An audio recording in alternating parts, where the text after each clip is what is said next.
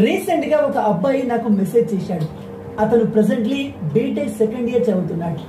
అతను చెప్తున్నాడు, brother, last year నేను ఒక అమ్మాయిని కలిశాను. ఆమె అంటే నాకు చాలా ఇష్టం. ఇద్దరం కొన్ని రోజులు ప్రేమలో ఉన్నాం. కానీ ఇప్పుడు ఆ అమ్మాయి నేను వద్దని వదిలేసి వెళ్ళిపోతుంది. నాకు ఏం చేయాలో అర్థం కావట్లేదు. అసలు బతకాలని లేదు అని చెప్తున్నాడు. ఆ మాటలు విని నాకేం చెప్పాలో అర్థం కాలేదు. బీటెక్ సెకండ్ ఇయర్ అంటే వాడు లైఫ్లో ఏం చూశాడు అసలు? ఇలాంటి సిచ్యువేషన్లో ఉన్న ప్రతి అబ్బాయి అమ్మాయి అందరూ చెప్తున్నాను, మిమ్మల్ని ఈ లోకంలోకి తేడానికి మీ అమ్మ 9 నెలల పాటు నరకయాతన అనుభవించింది. అండ్ మీరు ఈ స్థాయికి రావడానికి మీ నాన్నగారు తన లైఫ్లో ఎన్నో డ్రీమ్స్ని సాక్రిఫైస్ చేసి ఎంతో కష్టపడి ఉంటారు. అండ్ మీరు ప్రజెంట్గా ఉన్న ఈ కాలేజ్లోకి ఎంటర్ అవ్వడానికి దాదాపు 12-13 సంవత్సరాలు కష్టపడి ఉంటారు.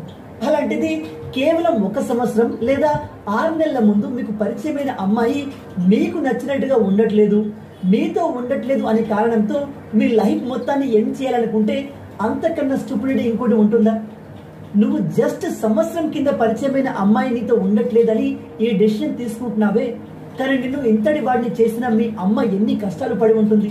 మీ నాన్నగారు గత 20 సంవత్సరాల నుంచి తన డ్రీమ్స్ అన్నిటిని సాక్రిఫైస్ చేసి నీ కోసం ఎంత కష్టపడి ఉంటాడు. ఎప్పుడైనా ఆలోచించావా? ఒక విషయాన్ని బాగా గుర్తుపెట్టుకోండి, మీరు ఇప్పుడు ఈ స్థాయిని చేరుకోవడానికి మీ అమ్మ, మీ నాన్న, ఈవెన్ మీరు కూడా ఎన్నో కష్టాలు పడి ఉంటారు, ఎన్నో సాక్రిఫైస్లు చేసి ఉంటారు. అలా చేస్తేనే ఇక్కడి దాకా వచ్చారు. అంతటి మీ అచీవ్మెంట్ని కేవలం ఒక అమ్మాయి లేదా అబ్బాయి కోసం ఎండ్ చేయాలి అనుకోవడం ఎంతవరకు కరెక్ట్?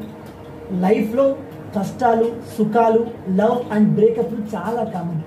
ఈ విషయాలు నిన్ను ఇప్పుడు హర్ట్ చేస్తున్నాయి కావచ్చు, కానీ కొన్ని రోజుల తర్వాత వెనక్కి తిరిగి చూస్తే ఈ ప్రాబ్లం నీకు సిల్లీగా అనిపిస్తుంది.